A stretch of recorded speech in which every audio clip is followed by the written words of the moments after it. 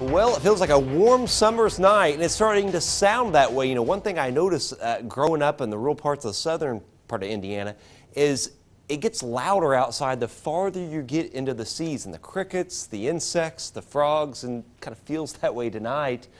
We're capped. We got a warm layer aloft. It's prevented any storms from popping in our far north this evening, but a lot of storms in the west, they're kind of all occurring on the bulging leading edge of the heat wave, and all these storms with all these warnings of the west will probably congeal into a few complexes of storms and kind of stay north and northwest of our area tonight and tomorrow. But eventually this cold front will break this pattern down briefly, and we got 2 cooler days of 70s in this forecast. But the outlook is centered around the heat.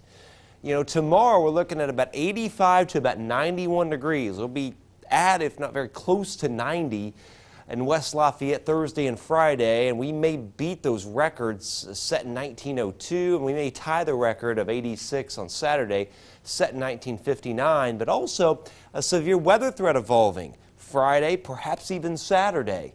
And maybe a line of storms kind of roaring across the viewing area, and then after 2 cooler days, we may warm right back up well into the 80s next week. But looking at the longer range data tonight, mid-May may have a little cool spell with it. We may drop below normal for temperatures for maybe 5 days during the middle part of the month. But tomorrow and Friday, after morning lows 60 to 65 and a little fog around, 85 to about 90 or 91, 85 Rochester, Peru, 86 at Logansport, 88 Monticello, about 87 at Burlington and Camden, and 90 at West Point and 90 at Petersburg, and that'll be the same thing on Friday. A little fog again early tomorrow morning. Otherwise, we are capped all day tomorrow. We may turn partly cloudy later on in the day, and a muggy night tomorrow night with lows again running in the 60s. But let's track that severe weather threat.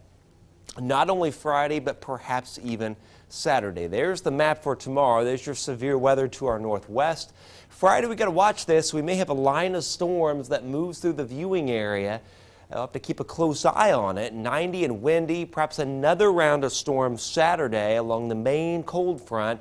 And we may cool off into the 70s for a couple of days and then head back to the 80s as we get into next week. So 2 90s, an 86, and perhaps some severe weather on 2 days. And then it dries out and certainly warms up again. Highs in the 80s as we move into next week, Dan. But again, looking at the data tonight, once we get towards mid-month, we may have a little bit of a cool spell with highs in the 60s and lower 70s around about mid-May. Last week, I don't think that would have sounded good. But after today, and I think the next few 90s, that may sound very well indeed. Yeah. All right, thanks, Chad. Sure. Well, on the sports department, the Pacers' big game, they got a rebound.